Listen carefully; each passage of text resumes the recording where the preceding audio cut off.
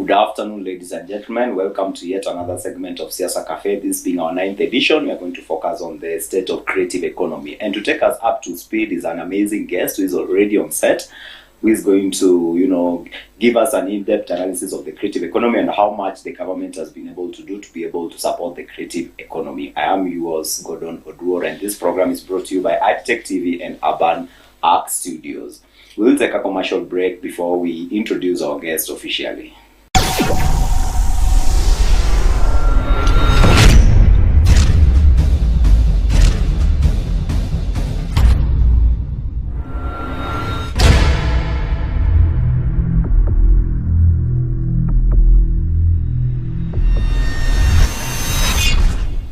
We are back after a short commercial break. Remember, this program is being filmed at Addtech Studios, that is located along Gong Road. With us is an amazing guest who will introduce himself and let us know who he is before we kickstart our today's conversation. Karibu sana Mzito.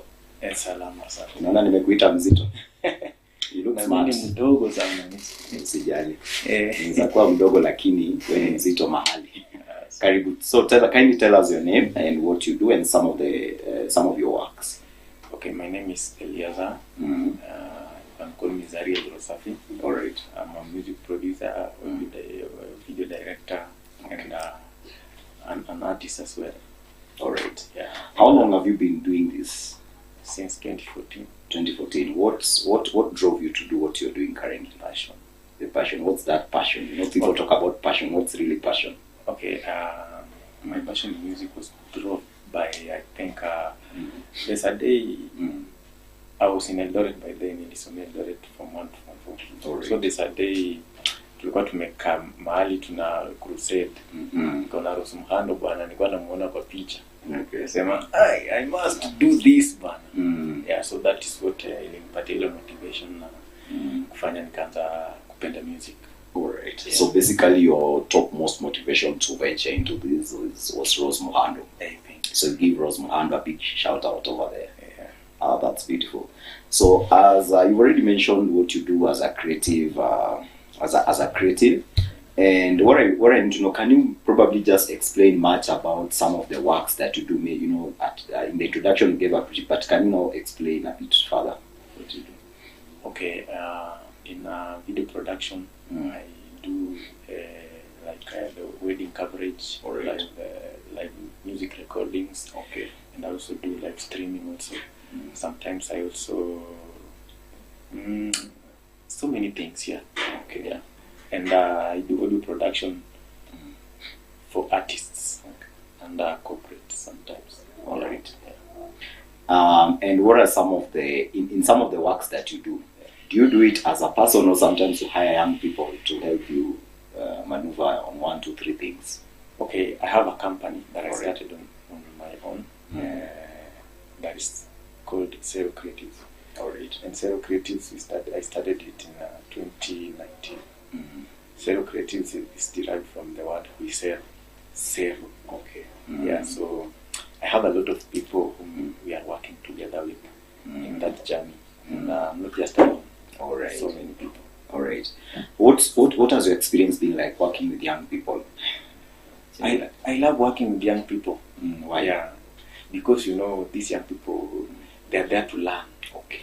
Yeah, unlike the older people. The older people are not there to learn. They want you to do what they know. But at least when you start something, you have an idea of what that thing is. The word of God says that. All right. So if the vision carrier or the vision bearer is me, I know where I want to go. So I can only be having a team who want to learn and who want to know what I know. And how are you able to adapt to the young people, given that in most scenarios you realize that when you're working with a young person, young people love pesa pap, tajiri pap, money pap. So how are you able to work around the whole the matrix of the pubs, so that at least they're able to, do your work on time and do it with a lot of ease? Okay, you must pay. Nothing comes easy. So you must pay. The patience. I'm talking about the patience. Okay, the patience. Sometimes young people wanapenda hivi But now, that's a mindset of a person who is not willing to grow. Oh yeah. But me and my team were people who are willing to go days without food, who are willing to sacrifice their lives for their future, because nothing comes easy. Exactly. Yeah. So in terms of maybe payments or passion, I think passion meets it. Passion meets it. Pessimists will argue that you don't want to work with aged people, because maybe for them they are bringing in experience and expertise, and they're also bringing in their pay cut, what they really expect from it. And maybe somebody will say you're going for the young people because maybe for them they're still naive, they still don't know much about pay, they're still excited about the platforms and everything. How would you coil my whole aspect of pessimism in terms of what you do? How old are you? How old are you? Personally, I'm 33. Okay, you're 33. Yes. Are you not experienced? Of course I am. But I'm talking about, but in your opening statement you say that you work with young people, you prefer working with young people as opposed to the older people. So I was just trying to... I don't like working with the older people. I don't just like working with them. Alright. Because they bring bad energies. Alright. Yeah. Okay. That's why even in 2027 I want to be the president of Kenya. Wow. And I don't want to work with the old people. Alright. Yeah. Well, we'll get there. We'll get there after a short commercial. We'll get there. Okay. Now, when KK government came into power, they promised a lot with regards to supporting the creative economy. And the creative, because what you do relates so much with the creative economy, because you are the people who helped in the production. And what are some of the things, in your own opinion, the government has been able to do to support the creatives, in your own perspective? Okay, I can't talk much on what the government has done, because I've not seen it. Yeah, the only thing that the government is bragging about is this content monetization only. All right. Yeah, but anything like creating, the president was saying that he's creating some studios for artists. Those studios, are they working? Have you ever seen any studio? I'm yet to see. Now, I don't think if the KK government is doing enough of what it promised the people. Yeah. All right. Yeah. But again, someone will argue that at least right now there is a fund to support artists. At least there is some money that is being dispersed to artists. It's there in public domain. Maybe in like 3 to 4 people pockets, but it has not arrived in maybe. I have not seen even hii mambo ya like unapata kama hizi funds za what fuliza or whatever inaitwaje ya serikali. Asla fund is not even help. If 500 inaweza kunungia kabla. Have you paid yours? I've not even taken. Why? Because I don't want. You don't want. Yeah. Because those are just scams. You cannot continue. All right. So in simple nutshell, you feel the government hasn't done enough to support the creative industry. Hasn't done enough. Even the president, the last regime, did so much, so many things in creative in economy, because they were. You remember that there's a time president was saying that Naika 1 million, 3 million, 100 million wasanii. It was helping a bit. Hata kama alikuwa naiba, but ilikuwa inasaidia. What about this government? Now, there was a body that was put forth to manage these, the creatives, and it comprises of some of the renowned artists, some of the renowned actors, some of the renowned, entertainers. What do you make of this body? Like which one? There was a body that was constituted by the president to be able to oversee, disbursement of funds to artists and, of all walks and nature, content creators and the rest. And this body, I think, is being headed by, is it Itumbi or who? It's either Itumbi or somebody, I'm not sure, but it's just, there are people in that board. What do you make of this board? Are you feeling any effect of the board? I'm not feeling any effect. Because the other day, this comedian, Mr. KK, died. When KK died, is when Kafengo got into office. What about, what if KK didn't die? So it means these people are just showing off the things they can't do. They can't deliver. We even don't know if Kapengo is earning money. We don't know. And we actually don't know if that government office is working for the people. I've never seen anything of that. You know, there's sometimes the government can say that we have a portal where you can go, or a website where you can go and apply for jobs. I've tried to apply for some stuff in the government portal, but it's not working. It's not working. Yeah. But now, Rais anasema finya hiyo nikitoka hapa. But now, if we still stick to our guns, that is on the content creation, why is it that artists keep complaining, but they seem not to be taking any action? Like, you seem not to be coming together and taking an action. Is it because the people are divided, or what is really not? Because I hear so many content creators cry outside here, like, you know, yes, there's government money, you know, there is a board constituted to support us, they're not doing their work, but we haven't seen you guys, you know, take any serious action. The moment the creative industry will grow is the moment these artists will come together and form their own board. It's the moment the creative industry will start working. But forming a board from nowhere and imposing on the people or on the artist, it can never work. Because you are imposing someone who is not an artist to artists. Like people, you're saying this is MCSK or something, sorry to say. But these people are just eating artist money. You know, in other countries like Tanzania, there's this Ziki. You know, Ziki is compared to Ngoma in Kenya. Now Ziki, can you compare Ziki to Ngoma? You can't compare, because Ziki is led by artists, but Ngoma is led by just a few selected people who are going to dine in big hotels, doing what with the ladies or men, and they don't know. We don't even get that money. The money is going to be disappearing. Now, back to you as a producer. As we put the government, you know, aside. What have you done in your capacity to be able to, you know, support the artists that are under your domain? Okay, you know, it's not easy to support. Why? When you don't have a flow of income. But there's so many ways you can support your artists. You can promote their, you know, you can look for partners. You can look for, what do you mean? You know, why are you basing it on financial perspective? You know, finance is I think it's you know, backbone ya kila kitu. Because in music, you can have a great video, a good quality audio, but without marketing, it's just useless as doing anything. Yeah, but as far as or as much as we want to be supporting people who are under us, we need to have capital. But now we don't have that money to help us support those people. Why do you say you don't have that money? Yet I'm very sure when these artists come to your studio, they record with some money. Okay. Why do you say there's no money? Okay, so you want me to record an artist, then support another.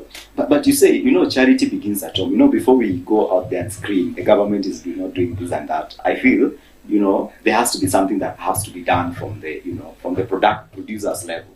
Okay. So that's why I've asked you the question: what have you done in your own capacity, even the small that you've done, to be able to, you know, create some confidence and support to the artists that record in your studio? Okay, the only thing I can say in terms of supporting creatives is like instead of me recording as for 5K, I can do it at, for 2K or 3K. Na hiyo balance ingine baki kwa sababu na kusupport. Siwezi like hata mkono mtupu ila mtupu.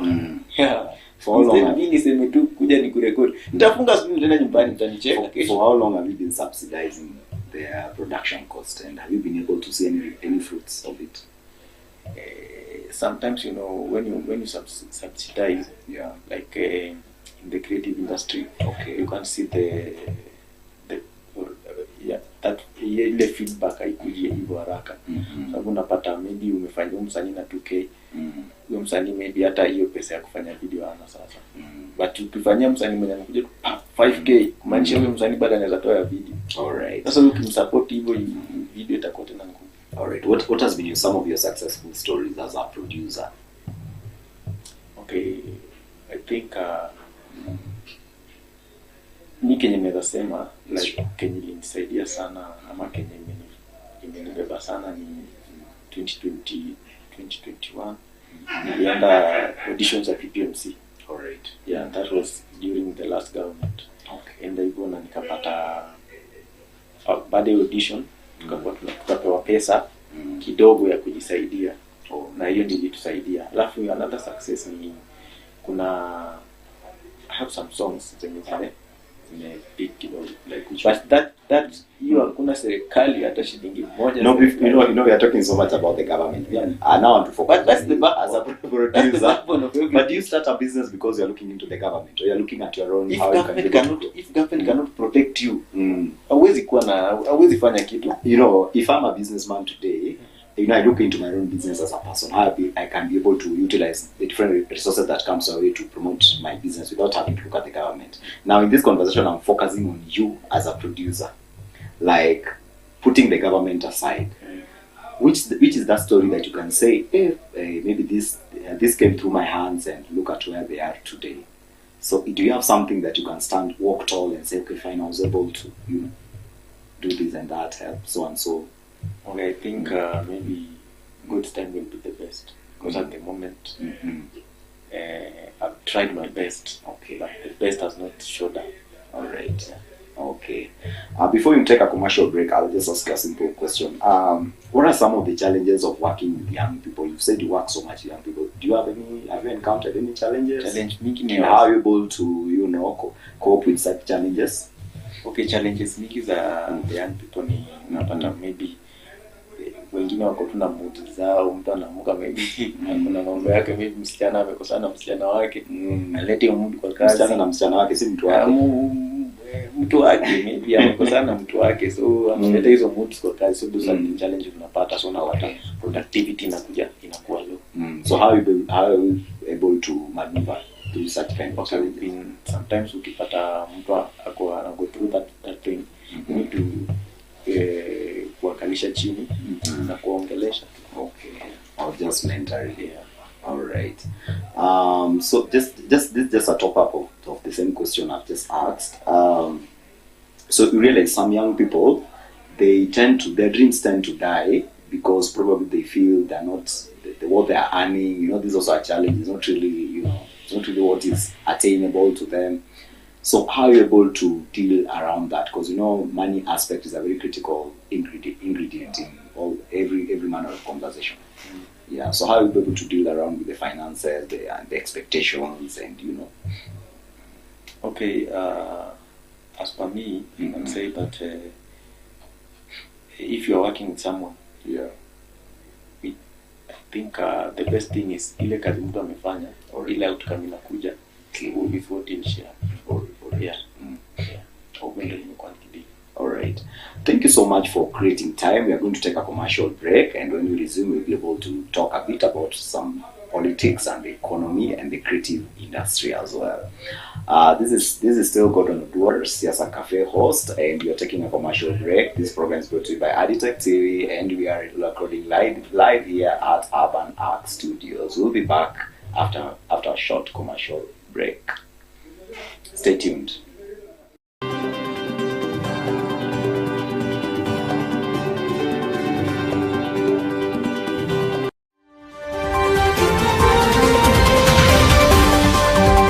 Ahlan wa sahlan na mtazamaji popote. We are back after a short commercial break. Remember, this is still Siasa Cafe, brought to you by Addtech TV, and we are recording at Urban Arc Studios located at along Gong Road. And our focus of discussion was and is still the state of creative economy. And on this segment, we're going to focus on the creative economy vis-a-vis the politics of the day. I'm still your host, Gordon Oduor, and my amazing guest will also introduce himself. And for purposes of those audience who might have tuned in, you know, when we had already introduced the program, kindly, sir, introduce yourself to us once again. Sorry. You are giving big names, sir. Yes. Okay, I'm Eliaza. What you can call me is Ariel. Yeah. Nice. So this segment, it's more going to be much of a little bit of politics because I understand you're also a politician. Is it true? Yeah. All right, beautiful. There was a report that was released yesterday that Kenya is really not, the economy is not doing well, and most Kenyans are crying for that the government is not moving towards the right direction. What do you make of such statements as a citizen and as a voter, of course? Okay. Yeah, the economy is not doing very well because sometimes back. Mm-hmm. Okay, the reason why, can I say the reason why the economy is not doing very well? Feel free, sir. When you were growing up, those days when you were going to school barefooted, ulikuwa unaweza pita mahali unapata mtu amepanda mapera, mizabibu, mihogo. But nowadays you don't see those things. These things start from hapo chini. Haianzi juu hadi tutacreate economy, tutajenga economy na hapo juu. Hapa chini, the way they said bottom up, they are not doing that. Yeah, because kama tungekuwa hiki tunaianzia chini, how we can maneuver in this agriculture, hii sector to agriculture, because that is the backbone of this economy. If you can't deal with that, then we cannot deal with the economy automatically. All right. Yeah. So you feel the economy is not doing well, and it will not do well even in 10 years. Yeah. But I mean, was it early this year when the president made a maiden speech? Was it in Madaraka celebration or something? And he said the economy is growing at a double digit. And when you look at the ripple effect of what he was saying vis-a-vis the reality on the ground, it seems not to be matching. What do you generally make of the president's statement by then? Hata wewe hata watoto wakilala njaa utasema tu watoto wangu walikula. You can't say watoto wangu walilala njaa. Yeah, so that is we know but the reality in the ground as per things are going around, vile vitu ziko economy iko poa, haiko poa totally. Na watu wasikujua tuambia ati kwa social media ati Kibaki akiingia ati economy haiko poa. Kila mtu we fanya kazi yako at the moment. Yeah. Now when KK government came into power, they gave a lot of promises to the young people, and some of the promises were so many and looked so real and so attainable. What, in your opinion, what has been attained, what has not been attained, and what needs to be attained? I think the whole thing is just not attained. Yeah. So to you, nothing has been. The only if maybe unaweza sema about affordable housing. Okay, we can say hiyo affordable housing inafanya tunaona zinajengwa. But do you know anyone who is working in affordable housing? Do you know? Working in terms of hiyo mjengo. Do you know? I don't know. You tell me. What do you know? So you don't know, but you want to know. I don't know. Okay, so what's your argument around the affordable housing then? Okay, about the affordable housing. Okay, it's a good project. But now, let's not impose lies, impose things which are not there. The Kenyan youths are suffering. Kenyan youths are suffering each day in, day out. Kenyan youths are suffering because if it was a creation of job, we'll be getting or we'll be seeing someone from your area or from your region, even if it's one person doing those work. But we don't know what doing those works. So are you trying to say it's the ghost doing the work, or no? It's not the ghost, but people just we are how many Kenyans are in this republic? We are like 50 million. Yeah, 250,000 from one community or from one region. Have you yourself gone into that site and taken a data of the tribe that is working on that site for you to claim that it's maybe from one region? No, I've never. Then why are you trying to call it to make it up? Yeah, it picks people from just one region. I've not seen from my region. That's why I'm saying maybe it's from another region. Yeah. All right. Let's move to the next segment. Now you say that you talked about affordable housing, which according to you it's not working. I'm not saying it's not working. We are seeing it's working. But now penye wanakosea ni kusema wame create employment kwa hizo vitu. But they are just a chosen few wenye wanafaidika kwa hizo vitu. Not the whole regions. Maybe sijui. Yeah. Okay. But according to my own perspective, I'm not seeing if it's creating employment to all the youths. Okay. Yeah. All right. What else can you pinpoint that the government promised that you feel they're kind of dilly-dallying, they haven't been able to achieve 3 years right now? Okay, we can talk about the health sector. Yes, sure. People are dying. Even in my home village, in our constituency, people to get to access drugs, it's not easy. Yeah, but you are getting that sometimes they're saying, oh, we want to build level 6 hospitals. If you can't equip this level 4, level 1, or level 0 hospitals, drugs, why you build level 6? But I think health sector is a devolved, it's a devolved function of the it is. But now, how then does the government come in? What's the government? The board government. It is in the government. Yeah. But don't you think it's unfair for us to put much of the blame on the national government and put the county government aside on this whole conversation regarding health? Okay, the county government receives money from where?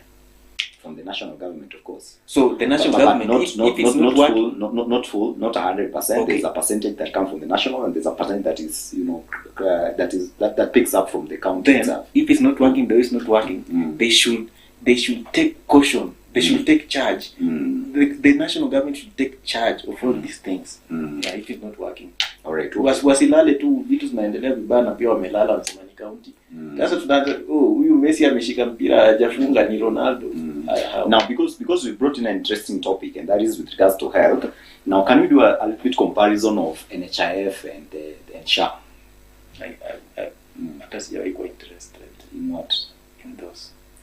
You even in the previous dysfunctional NHIF you are not a signatory to it. I was, but okay, I'm not that interested in that because that can create some it can create maybe vitu zingine zenye siwezi taka zikue because watu wanasema iwako, wengine wanasema iwako. Okay, at the end of the day, iwak is iwak. People are dying, people are suffering. SHA ina work na iwak wa mama wajawazito. The linda mama ienda wapi? Yeah, hizi zenye rais alikuwa anafanya like helping this the last government ilikuwa inasaidia wamama wajane. But you see, every government comes on forth with their own policies. So I believe that was the Uhuru government Jubilee policy, which could not match the UDA policy. So I feel these are two governments with separate policies. So that's why it's unfair to ask about Linda Mama, where did it go? So for example, ukikufa, God forbid, don't worry, we all die. Ukikufa, then mtu akuja chukue bibi yako. So hata mfanyie hizo vitu zenye ulikuwa unamfanyia kwa sababu hiyo ni mgeni. But even me, if I marry, if I marry your wife and I marry your wife, I come with my different rules. I don't pick the rules that. But huwezi bomoa nyumba.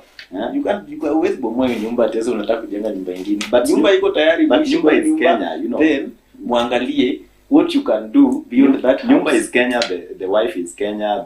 The only problem here is that there are two husbands. One husband left, that is the Jubilee husband. Now we're having a UDA husband. That's the only difference. Yeah, that hiyo ni difference ya kataba. You can't scrap things zenye zinasaidia watu. Unaona tu kitu inasaidia watu but you're scrapping them off. People.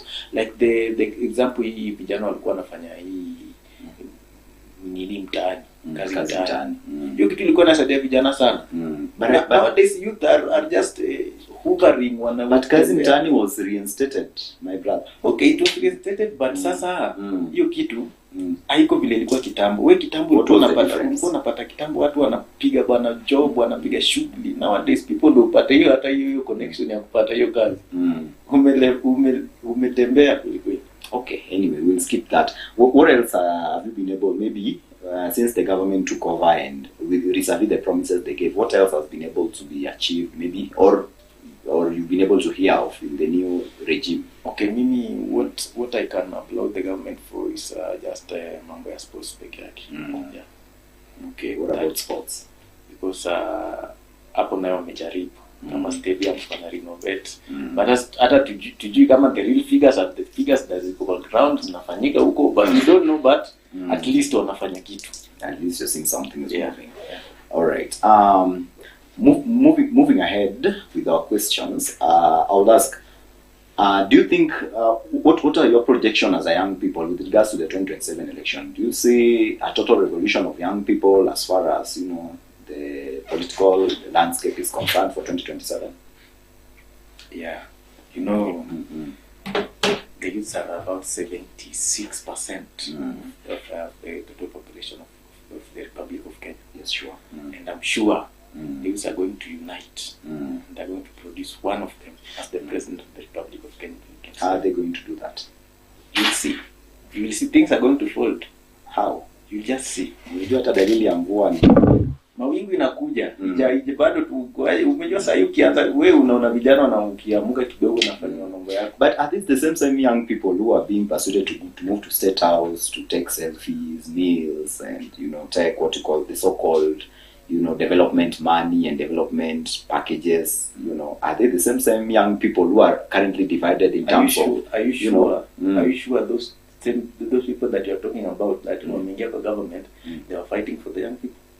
No, I'm not talking about the people itself. I'm looking at statistics of how maybe young people right now, they look so dissociated in terms of maybe coming together and fighting for a common goal. Because I'll ask you a classical example.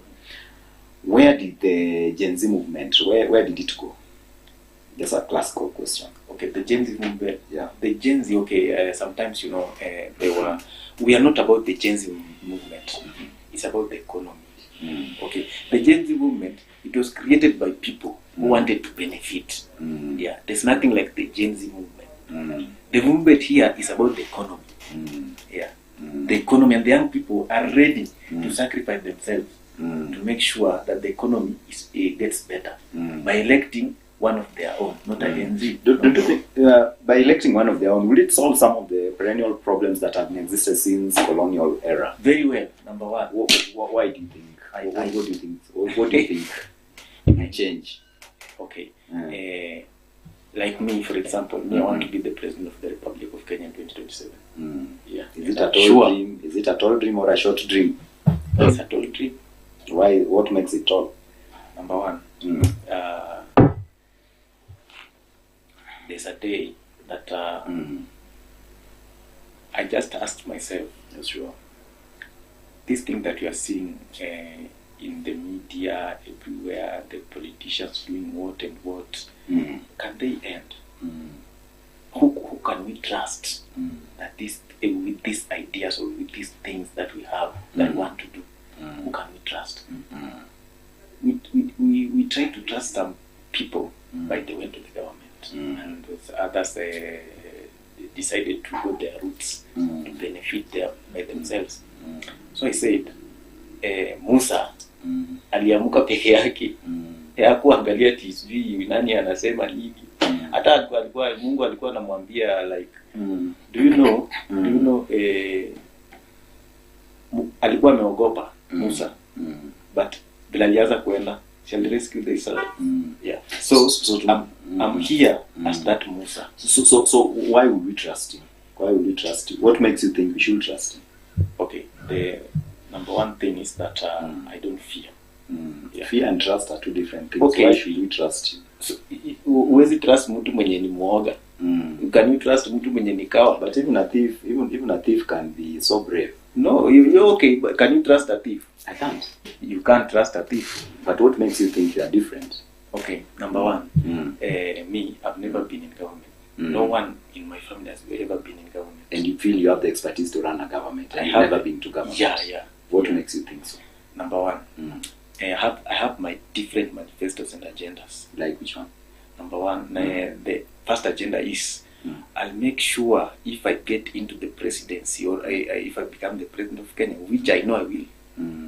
Number one, anyone above 50 years won't be working in my government. Won't be working. Anyone above 50 years needs to be home. They need to be doing other things at home and let the youth take charge of. But Mr. President in waiting, don't you think some of these things that you're talking about, they need a legislative agenda, like reducing the how do you call it, the workforce age from current 60-something to 50? It needs a legislation. How are you going to be able to drive that legislative agenda? Do you know that in 2027 there are going to be a lot of youths in the National Assembly? We are going to use those numbers to make sure that we come up with an implementation to run the government of 2027. All right. right. Yeah. You've mentioned about the age. What are the what other things are you going to bring on the table as a president in waiting? Number one, the reason why I told you I'm in the green movement, or I don't mean any party, any green party, no, but I want to major to be majorly on agriculture. I want this sector of agriculture to grow kwa sababu the moment tulikuwa tuna grow vile nilikuwa nakwambia, tulikuwa na vitu mingi. Unajua unaweza kula maembe, unaweza kula mapera, unaweza kula nduma, viazi na ulali. But nowadays, can you do that? No. Now, Mr. President, in waiting, let me not be misquoted. Letewe Subaru. Mr. President, in waiting, you've talked about you're going to put emphasis on agriculture. That's why you're moving with the green army or the green, What are some of the what is it that the current government is not doing that you're going to do to be able to improve the agricultural sector? Okay, number one, Western Kenya is ripe. Yani, iko ready for anything. Place kama Marsabit, huko unapata like mvua kuna huko. Hizi lands zenye tunaharibu huko Western Kenya tukifanya vitu zingine. Why don't we come together tuone vile tutafanya agriculture huko Western Kenya so that we can be importing them to those Marsabit counties. Marsabit counties ikuwe nafanya kitu kingine yenye inasaidia hizi counties. The way devolution was the idea of devolution was that. But now some other people mindset came and took over the idea na wakafanya mambo yao. But now we can be helping ourselves by our own, because angalia Egypt. Egypt is a dry country, but it's producing one of the biggest. So basically, you are trying to say that you're going to put much emphasis on irrigation. Very well. Irrigation, right? Yeah. What about regions in Kenya that are already, they are receiving quite an average rainfall, because you seem to be so much into irrigation. So what about other regions? Okay, kama kwa mtoni. Si mtoni bado nafanya irrigation kwa hiyo shamba yenye karibu na mtoni. Yeah, we're going to do everything possible to make sure that we have enough food in our country. All right. Yeah. Now, maybe last one. What is it that this government is not doing that if you become a president you will do? The first thing, dawa ya Kenya si siasa. Dawa ya Kenya si ya watu wenye unaona. Dawa ya Kenya ni hao wazee wenye watuongoza kwa mbele. We don't need them. So you don't need wazee. We don't need those people. Anyone above 50 years, we don't need them in Kenya. In any whether may to be parastatals or where. Wacha tupatie vijana hiyo kazi kwa sababu wacha nikwambie. Sasa yuko na mjengo, nilikuwa naambia sometimes marafiki zangu. Sasa yuko na usikie kuna mjengo mahali. Si utaita kijana mwenzako. Lakini mzee akiwa na kazi. For example, ni yanko yako amekuwa hidi atakupatia kazi. Imekuwa mara siku ngapi hajakupatia kazi? Mara mingi sana. Watu tunapata kijana atakusaidia haraka. Mr. President in waiting. Have you ever taken time to look at the voting demographics in Kenya? I don't care. Why don't you care? I don't want to care about the voting demographics. Because I'm not going to be voted by my tribe. I'm not talking about tribe. I'm talking at it in the aspect of if you look at the analysis of the past voting pattern, you realize that majority of people who vote in leaders are at the age that you are now dismissing in our good interview over here. Don't you think you're losing some votes? Bro. Why are you so much confident on young people? What if they're just there to yap and they fail to take votes? They will vote. What are you going to do to be able to encourage them to the young people just need someone who is brave enough and someone who doesn't fear anything. That's the person just see. You can just take a look on how the things have folded back then since 2022 till now.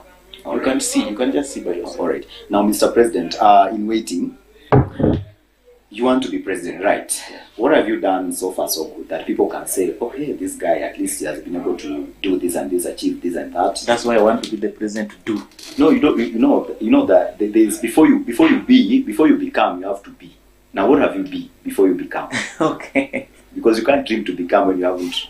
You are not at the B level. So what have you been able to do? Hata kama niyo kidogo.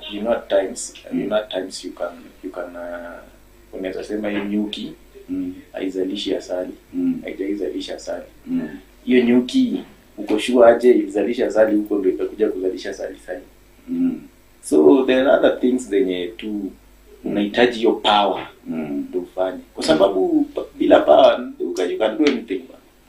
Yeah. So you're waiting for that power. I'm waiting for that moment be able to be able to achieve. execute what I have in my mind. All right. How well planned are you? Because presidential election needs a lot of resources, running into billions of shillings. How are you going to be able to achieve that?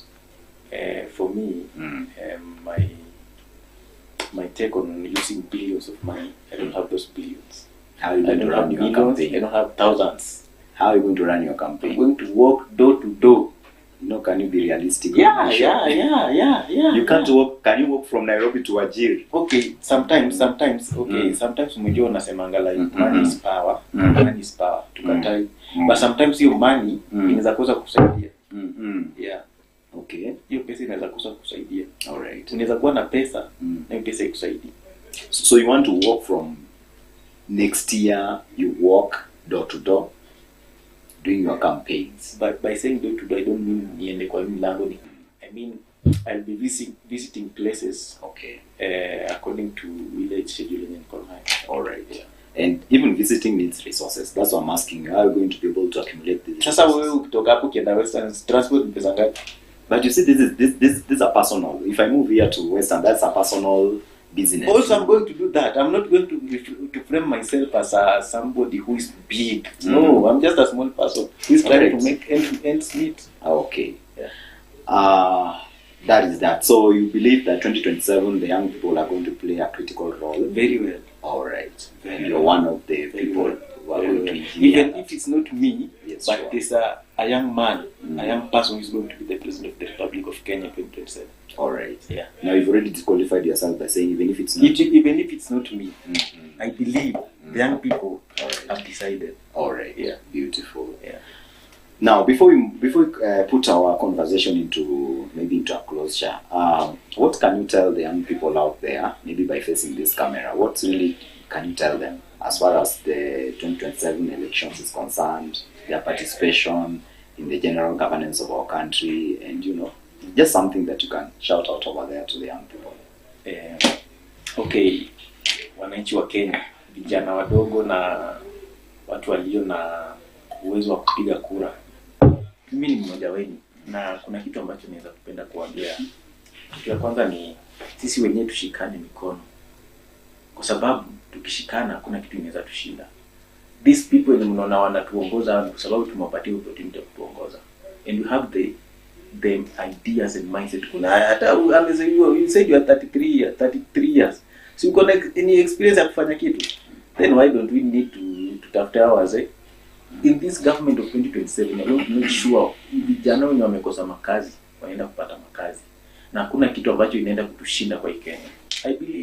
I believe, trust me. I fear no one, but we are going for this thing. All right. Yeah. Well, you've heard from our guests. We talked about the state of the, creative economy. We've also talked about the 2027 elections, where my guest here feels is the right candidate to unseat the current president in the upcoming general elections, which is two years shy from now. This was Siasa Cafe 9th edition, and those are our pragmatic topic. And if you want to reach out to us, our numbers are down there. If you need an interview, you can also book an interview through via us. And this is Siasa Cafe, brought to you by Gordon Oduor.